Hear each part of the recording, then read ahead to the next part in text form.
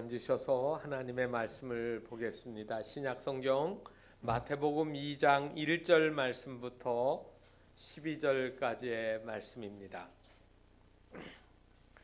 마태복음 2장 1절 말씀부터 12절까지의 말씀 우리 함께 봉독하겠습니다. 헤로드 왕 때에 예수께서 유대 베들레헴에서 나심에 동방으로부터 박사들이 예루살렘에 이르러 말하되 유대인의 왕으로 나시니가 어디 계시냐? 우리가 동방에서 그의 별을 보고 그에게 경배하러 왔노라 하니 헤로드 왕과 온 예루살렘이 듣고 소동한지라. 왕이 모든 대제사장과 백성의 서기관들을 모아 그리스도가 어디서 나겠느냐 물으니 이르되 유다의 베들레헴이오니 이는 선지자로 이렇게 기록된 바 또 유대 땅 베들레헴아 너는 유대 고을 중에서 가장 작지 아니하도다. 내게서 한 다스리는 자가 나와서 내 백성 이스라엘의 목자가 되리라 하였음이니이다. 이에 헤롯이 가만히 박사들을 불러 별이 나타난 때를 자세히 묻고 베들레헴으로 보내며 이르되 가서 아기에 대하여 자세히 알아보고 찾거든 내게 고하여 나도 가서 그에게 경배하게 하라. 박사들이 왕의 말을 듣고 갈새 동방에서 보던 그 별이 문득 앞서 인도하여 가다가 아기 있는 곳 위에 머물러 서 있는지라. 그들이 별을 보고 매우 크게 기뻐하더라. 집에 들어가 아기와 그의 어머니 마리아가 함께 있는 것을 보고 엎드려 아기께 경배하고 보배합을 열어 황금과 유향과 모략을 예물로 드리니라. 그들은 꿈에 헤로데게로 돌아가지 말라 지시하심을 받아 다른 길로 고국에 돌아가니라. 아멘. 이제 하엘 찬양단이 주의 나라가 임할 때 찬양하겠습니다.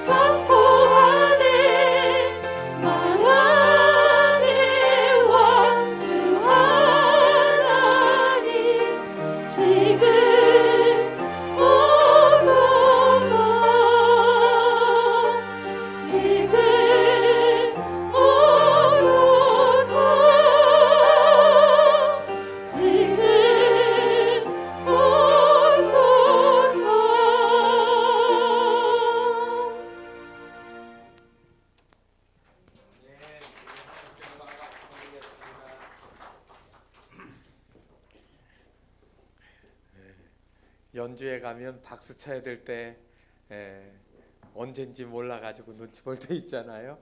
우리 하나님께 마음의 찬양, 마음의 박수 하나님께 마음껏 드려도 하나님 기뻐하십니다.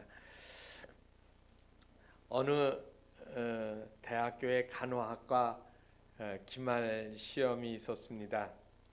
시험을 보는데 시험지를 받아들고 학생들이 키득키득 여기저기서 웃기 시작을 했습니다.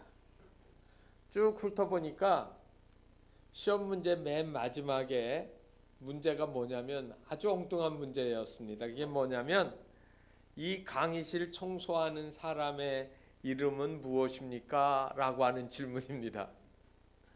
그러니까 자기들 공부하는 거하고 전혀 상관없는 질문이 들어왔잖아요. 그래서 학생들은 우리가 수업이 끝나고 어지러졌을 때 강의실을 청소하는 약간 다리를 저으시는 아주머니를 본 적은 있지만 그 아주머니하고 이야기를 하거나 이름을 알거나 한 적은 없었기 때문에 자기들하고는 전혀 관계없는 일, 또 문제 같지도 않다라고 생각을 했던 겁니다. 그래서 시험지를 받아든 학생 하나가 손을 번쩍 들고 교수님 질문이 있습니다 하고 이야기를 했습니다. 뭐냐고 하니까 교수님 이 문제도 점수가 있습니까? 라고 물었습니다. 그러니까 교수님이 당연히 점수에 포함된다고 대답을 했습니다. 모두 다 의아한 눈으로 쳐다보는데 이 교수님이 이렇게 말하기 시작했습니다. 간호사가 대하는 사람들은 아프고 힘들고 지친 사람들입니다. 하지만 여러분이 앞으로 만날 그들은 각기 자기 분야에서 소중한 삶을 살아가는 귀한 사람들이고 여러분들은 그들을 위해 할 수 있는 것이 단순히 미소 짓고 인사하는 것 정도일지라도 그들은 여러분의 따뜻한 관심과 돌봄 때문에 힘을 얻습니다. 한 사람의 존재와 가치를 기억하고 외모로 평가하지 아니하고 소중하게 여기는 것이 간호학에서 매우 중요한 근본이기도 합니다. 라고 이야기를 했습니다. 저는 이 이야기를 읽고 참 의미 있는 이야기라고 했습니다. 지식을 더하는 것은 얼마든지 노력하면 많이 쌓을 수 있어요. 그러나 사람을 보고 따뜻한 마음을 가지고 내가 가지고 있는 지식과 재능을 가지고 선한 일에 쓰고 그리고 많은 이웃들을 돌보는 그런 마음을 갖는 것이야말로 우리의 배움의 진정한 의미이지 않을까 생각하게 되어집니다. 성탄절은 나 말고 다른 사람에 대한 배려와 관심에서 시작이 되어집니다. 예수님이 하나님의 저소에서 계시지 아니하고 가장 어렵고 힘든 그리고 가난한 사람들 안에 찾아 들어오시는 거예요. 그거는 사랑의 표현이고 관심이고 희생이기 때문에 그렇습니다.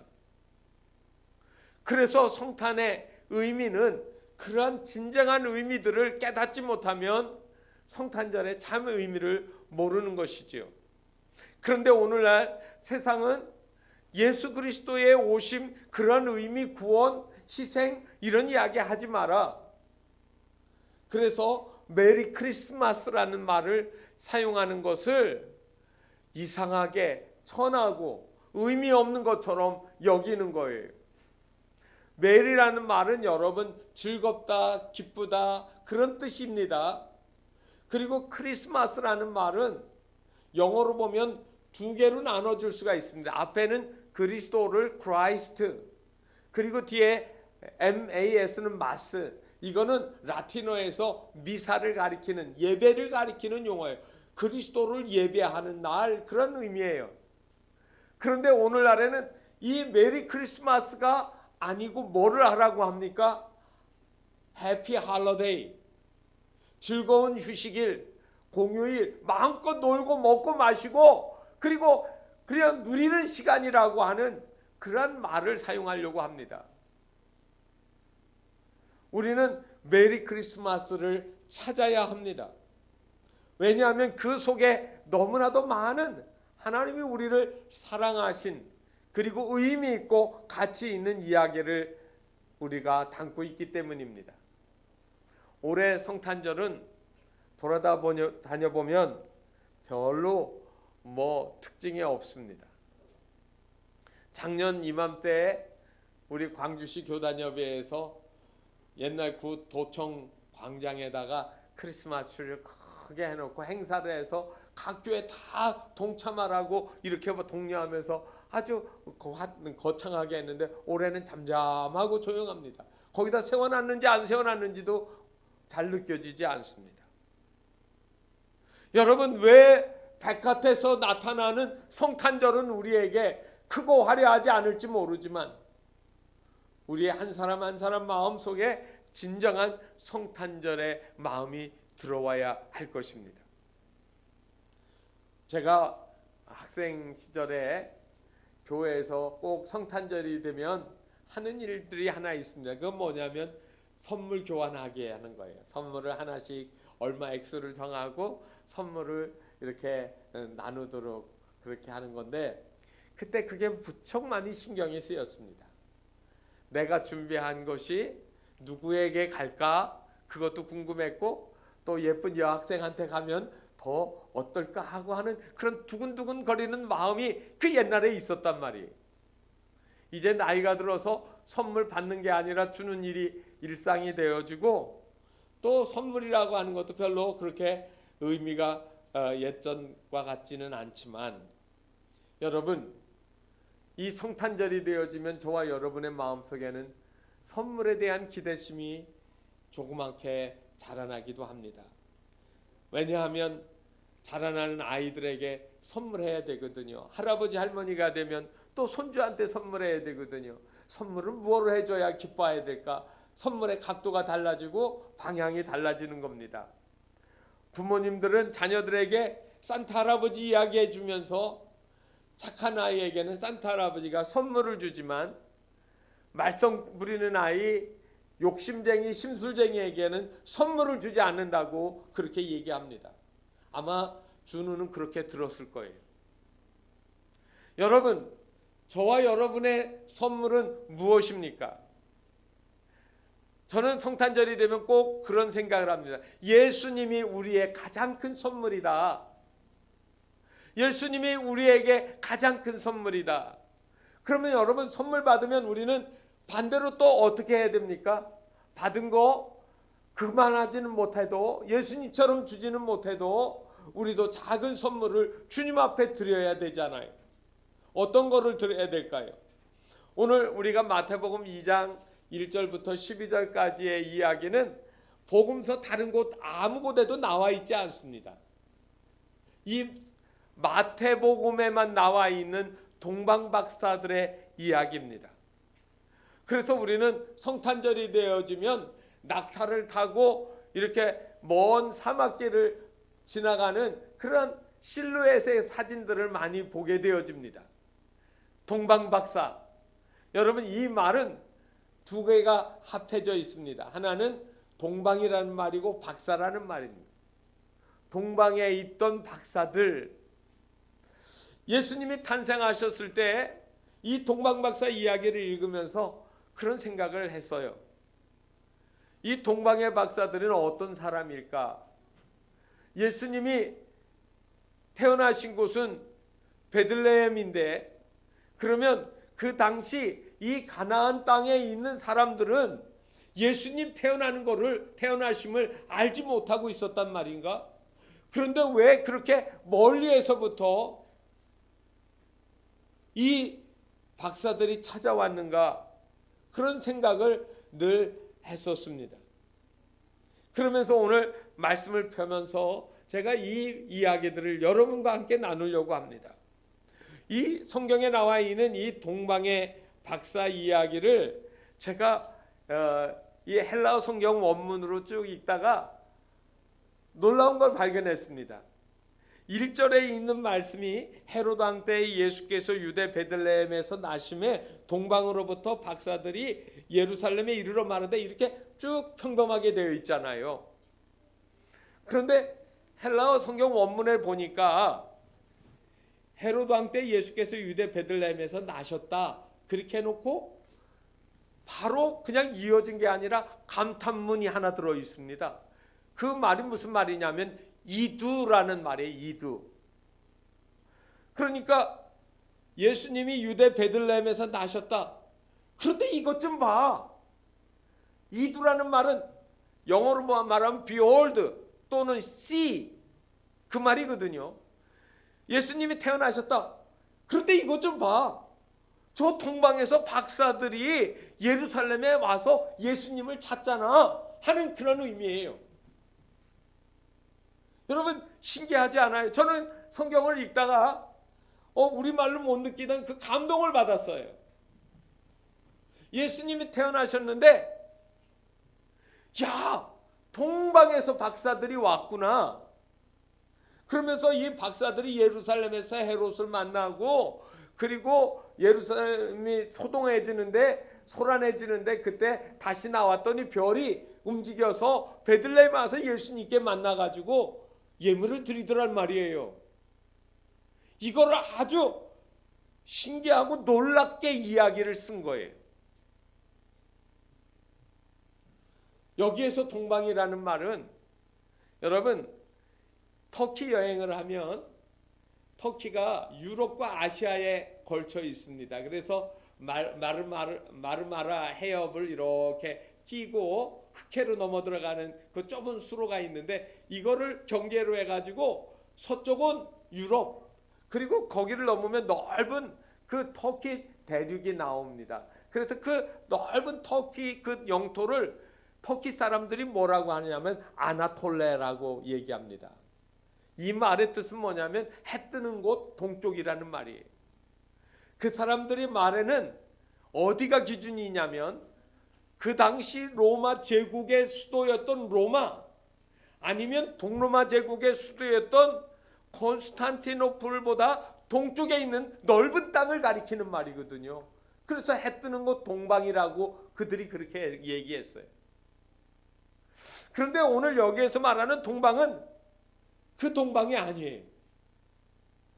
가나안을 중심으로 해서 가나안 땅을 중심으로 해가지고 오늘날의 이스라엘을 중심으로 해서 더 동쪽에는 뭐가 있습니까? 지도를 놓고 보시면 요르단이 있고 요르단 넘어서 이락이나 이란이 이렇게 쭉 그 동쪽으로 펼쳐져 있습니다. 실제로 구약 성경을 보시게 되어지면 이 북이스라엘 왕국은 아시리아라는 나라에 의해서 멸망했고 남쪽 유다 왕국은 바벨론에 의해서 망했습니다. 이 바벨론 그 다음에 그 뒤에 일어난 나라는 메대와 바사 두 나라에 의해서 멸망해요. 그런데 성경에 나와 있는 메대는 메디아 그 다음에 바사는 페르시아를 가리키는 말이에요. 그래서 이 메대와 바사가 나중에 한 나라로 이제 형성이 되어서 이제 우리가 아는 페르시아라는 나라가 있거든요. 그러니까 여러분 이 두 북이스라엘 왕국과 남쪽 유다가 망해서 그냥 끝난 게 아니라 많은 사람들이 포로로 동쪽으로 끌려갔습니다. 그래서 우리가 아는 바벨론 포로라고 하는 거예요. 이 바벨론으로 끌려간 사람들 중에 여러분들이 잘 아는 훌륭한 인물들이 있습니다. 다니엘 그리고 그의 세 친구 사드락 메삭 아벳느고 그 다음에 에스더 모르드게 이야기가 그 당시의 이야기입니다. 어려움이 닥쳤을 때 하나님께 기도하던 사람들 그리고 그들이 돌아올 때 앞장서서 인도했던 수르바벨 느헤미야 같은 훌륭한 신앙의 인물들이 다 어디의 사람들이냐면 저 동방 바벨론 그 페르시아에 살던 사람들이에요. 그런데 그 사람들이 다 귀환할 때 다시 돌아온 게 아니라 그 땅에 사는 사람들이 있습니다. 지금도 이란의 여기저기에 보면 그 유대인 회당 시나고그가 있습니다. 그리고 거기에 유대인들이 군집해서 여기저기 떨어져 살고 있습니다. 그런데 예수님 당시에 이 동방에서 온 박사들은 어떻게 하나님을 알았을까? 틀림없이 이 바벨론으로 끌려갔던 많은 사람들 중에 성경을 가지고 꾸준히 연구하던 학자들이 있었을 겁니다. 메시아가 탄생한다. 그런데 그 사람들은 어떤 사람들의 박사예요? 여러분 성경에 보면 우리가 지난주까지 계속해서 이 다니엘서를 했는데 다니엘은 꿈을 해석하는 사람이에요. 세상의 박사들은 알지 못하는데 이 다니엘은 박사예요. 모든 박사들의 박사, 거기에는 무당, 점쟁이, 술사, 매직하는 이런 사람들이 다 포함됐는데 그 중에 우두머리예요. 그런데 이 다니엘은 세상의 신들이나 지식에 의하지 않고 누구에 의해서요? 하나님에 의해서 아는 사람. 그 경건한 신앙의 모델입니다. 기도하는 사람, 하나님과 교통하는 사람. 이 줄기가 예수님 태어날 때까지 그 땅에 사는 사람들이 경건하게 성경의 예언의 말씀을 기다리고 사모하다가 그들이 별을 보고 그리고 그 별을 따라서 예루살렘을 거쳐 어디로 갑니까? 베들레헴까지 가는 이야기입니다.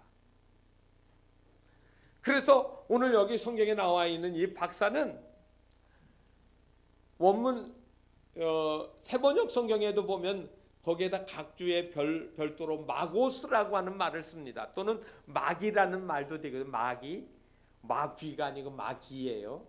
그래서 여기에서 매직션이라고 하는 마술사 이야기가 나오지만 그런 마술사가 아닙니다. 이 사람들이 예루살렘을 거쳐서 베들레헴까지 따라오는 겁니다. 뭐를 보고 따라왔습니까? 별을 보고 따라왔습니다. 이 별은 평범한 별이 아니에요. 이전에 볼 수 없던 별이에요. 그런데 별이 그들을 인도하고 있는 거예요. 별은 빛입니다. 만약에 예루살렘에 왔을 때 별을 놓쳐서 더 이상 갈 바를 모르고 헤롯에게 찾아가고 그리고 성전에 있던 제사장들이나 서기관들을 만났지만 그들은 길을 알려주지 않았습니다. 다시 그들이 나왔을 때 그들을 인도했던 별을 만났고 다시 베들레헴까지 갔던 겁니다. 저는 이것이 중요한 일입니다. 여러분 오늘 베들레헴에 떴던 그 별은 오늘날 없습니다.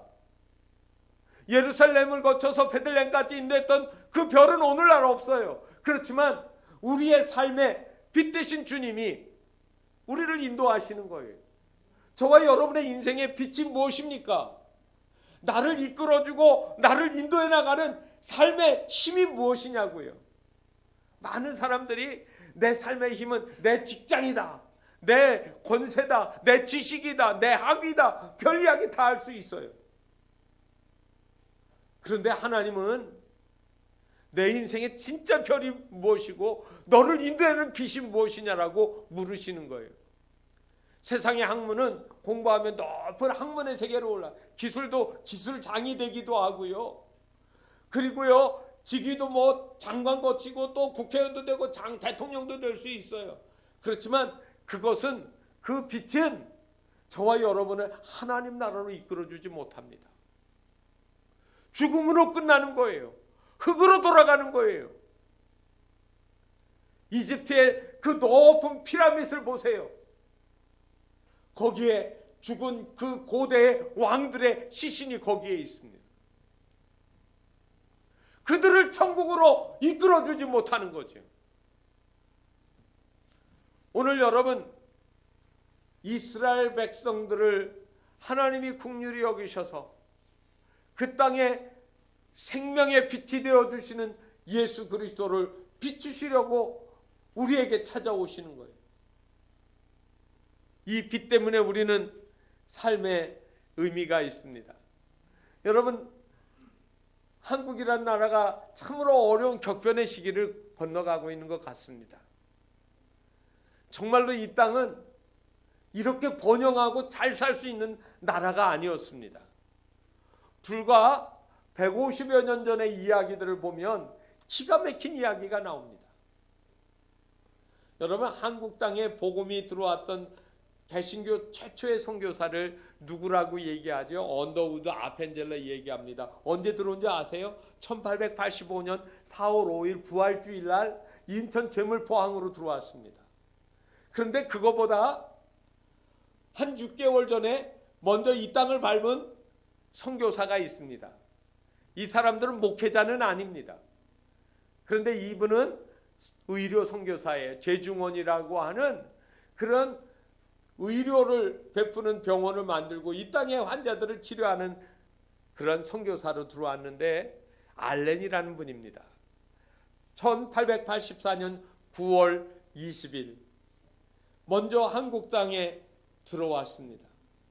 그리고 의료 선교를 위해 가지고 이제 병원을 준비하고 그리고 한국 사람들을 만나서 치료하려니까 조선말을 배워야 되잖아요. 그래가지고 열심히 준비하는데 너무 힘들어요.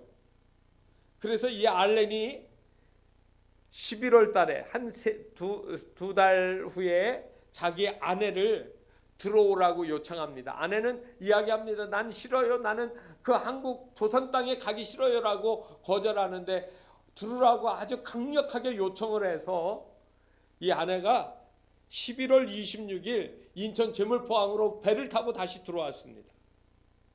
그러면서 그때 자기가 들어오면서 느꼈던 이야기를 글로 썼는데 내용이 이렇게 써져 있습니다. 정말 끔찍한 나라다.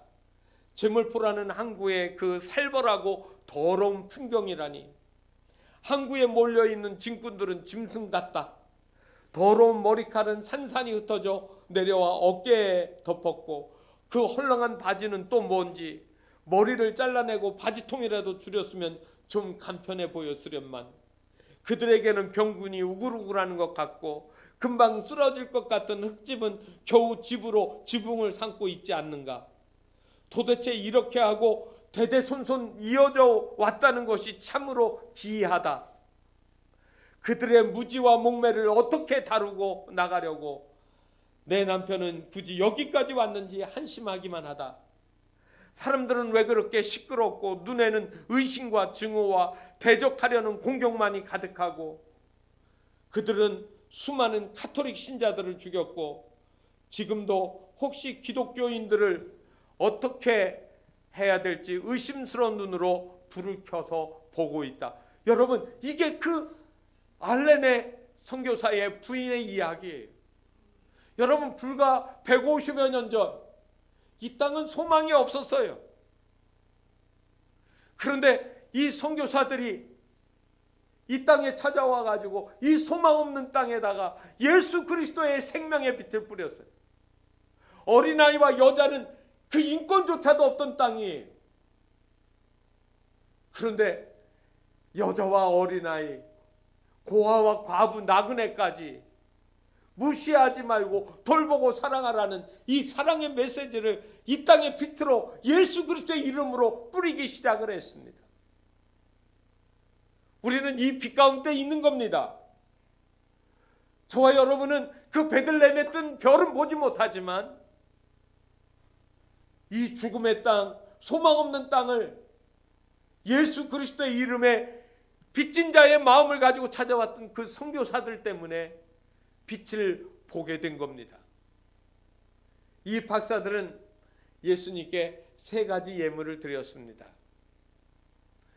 첫 번째가 오늘 성경에 보게 되어지면 황금으로 나옵니다. 황금 안 좋아하는 사람 어디 있습니까? 그런데 여러분, 성경을 보면서 제일 첫 번째로 나오는 금속의 명칭이 뭐냐면 금이에요. 창세기에 보게 되어지면 에덴 동산 이야기가 나오는데 이 에덴 동산에서 발원하는 네 개의 강이 있습니다. 비손, 기온, 히데겔, 유브라데스입니다. 그 중에 첫 번째 강, 이 비손이 흘러가는 이렇게 강물이 흘러가는데 반드시 안 흘러가지요. 이렇게 돌아서 굽이져 돌아가는데 그 돌아가는 땅의 이름이 하윌라입니다. 그래서 창세기 2장 11절에 보면 금이 있는 하윌라 온 땅에 둘렀으며 그 땅의 금은 순금이요. 순금이라는 말은 금의 순도가 매우 높다라는 거예요. 한마디로 말하면 이 금은 하나님과 관계되어진 그런 아주 귀한 그런 물질이에요. 그래서 이 금을 가지고 우리는 권세, 힘의 상징, 부의 상징을 이야기하지만 이 금은 누구에게 드려지는 거냐면 왕의 권위를 나타내는 상징이기도 합니다. 그래서 금관, 여러분 동양이나 서양이나 왕이 되면 그 금으로 만든 관을 쓰고 싶어 하잖아요. 로마의 철학자 세네카는 황금을 가지지 않고는 누구도 왕에게 나갈 수 없다라고 그렇게 썼습니다. 오늘 성경에 보면 유대인의 왕으로 나신 이가 어디 있느냐고 이 박사들이 질문을 하고 있습니다. 이 태어난 아기는 왕이라는 겁니다. 이 말에 헤롯이 아주 그냥 예민하게 반응을 했지만 여러분 진정한 왕은 예수 그리스도입니다. 예수 그리스도는 왕이신 거예요. 그래서 왕에게 맞는 선물을 드린 거 아닙니까? 여러분 우리는 예수님께 우리를 찾아오셔서 우리의 생명의 빛이 되어주신 주님 앞에 감사를 무엇으로 드리겠습니까? 다른 거 없습니다. 예수님은 나의 왕이십니다라고 하는 고백입니다. 예수님이 나의 왕이셔야 됩니다. 그분의 말씀에 순종하고 그분의 인도하심에 따라가는 거예요. 우리 아직도 나의 왕이 누군지 정하지 못하셨습니까? 두 번째로는 유향입니다. 여러분 이 유향을 영어로 보니까 프랭크 인센스 이렇게 써놨더라고요. 프랭크 인센스 붙여 있습니다. 그런데 이 유향은 아프리카 남부나 아라비아 인도 등지에 자라나는 유향목 보스웰리스라고 하는 나무에서 채취를 합니다. 줄기와 가지에 세로로 칼집을 깊이 내면 거기에서 진액이 흘러나와요. 마치 송진과 같은 끈끈한 것들이 나오면 그 수액을 받아가지고 굳어집는데 때로는 이거를 약재로 썼습니다. 말려가지고 응고한 거를 갈아가지고 상처에 바르기도 하고 또 혈액순환이 잘 되게 먹게도 하고 이렇게 하면서 이런 의약품으로 쓰는데 그거보다 더 중요한 건 뭐냐면 향기예요.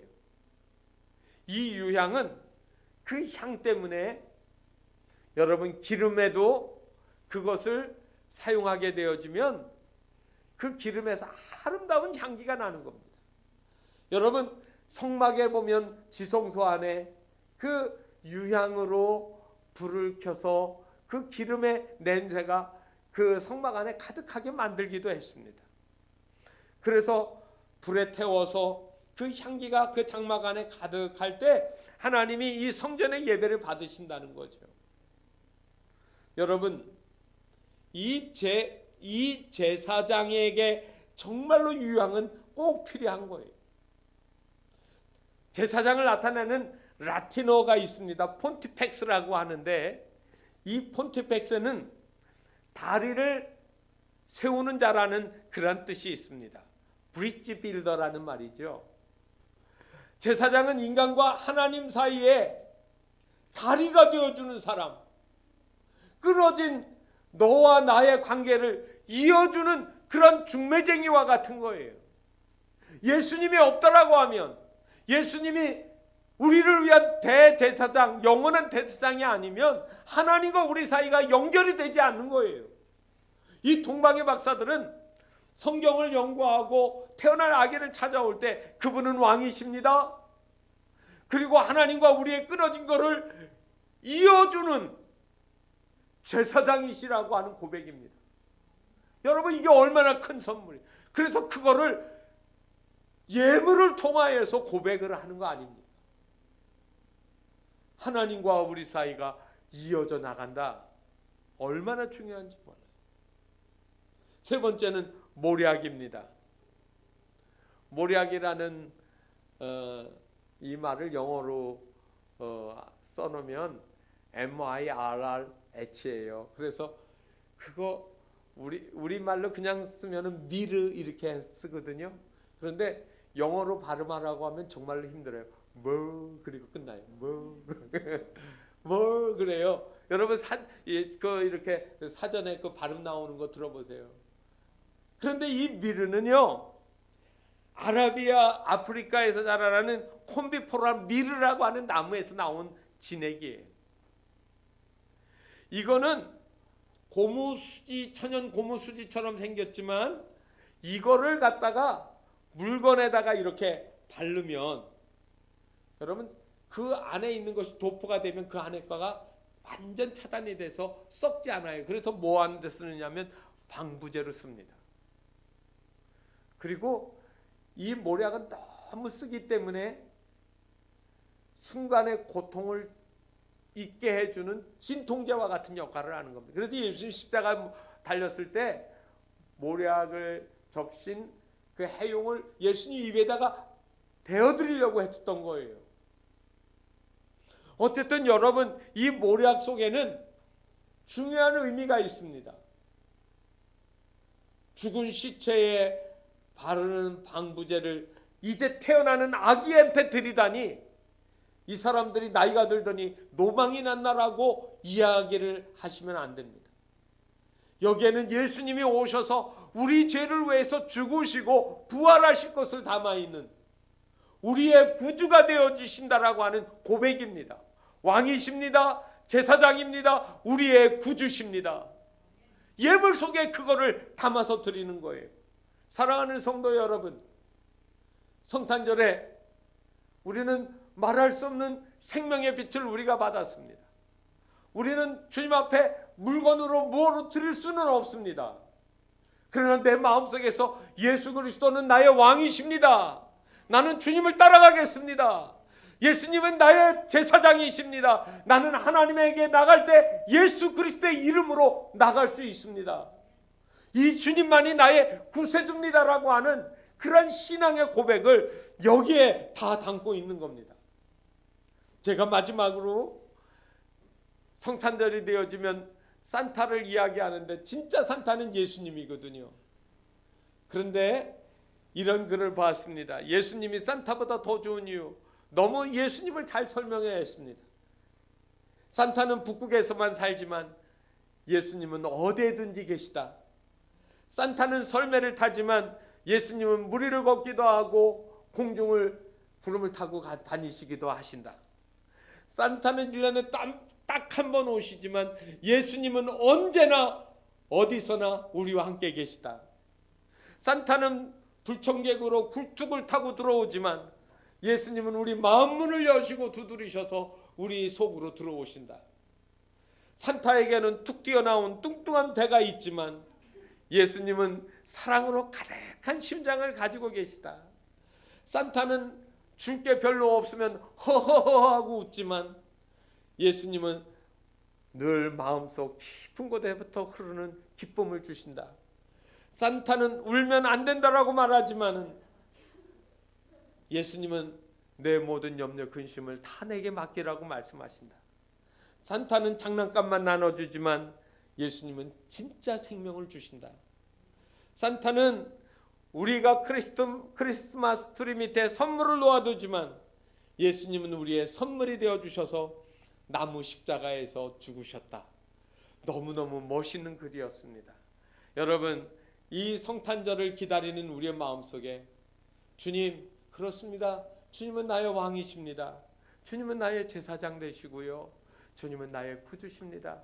이 고백의 선물을 마음 깊은 곳에서부터 우리 주님께 돌려드리는 우리 모두가 되시기를 주님의 이름으로 축원합니다. 기도하겠습니다. 하나님, 성탄절이 될 때마다 우리는 어김없이 많은 선물을 주고받으며 서로에게 기쁨이 되길 원합니다. 그러나 진짜 기쁨은 세상 사람이 주는 것이 아니라 우리 주님밖에 줄 수 없습니다. 생명도 영생도 구원도 다 예수 그리스도의 이름 아래서 주어지는 특별한 놀라운 선물인데 그 선물 받은 우리가 이제는 주님 앞에 어떤 마음의 보답, 마음의 고백을 주님 앞에 올려드릴 수 있는지요. 우리의 마음속에 주님 사랑하는 마음이 가득 차게 하시고 넘치는 기쁨과 평안으로 이 성탄절을 맞이하는 우리 모두가 되게 하옵소서. 예수 그리스도의 이름으로 기도하옵나이다. 아멘. 우리 다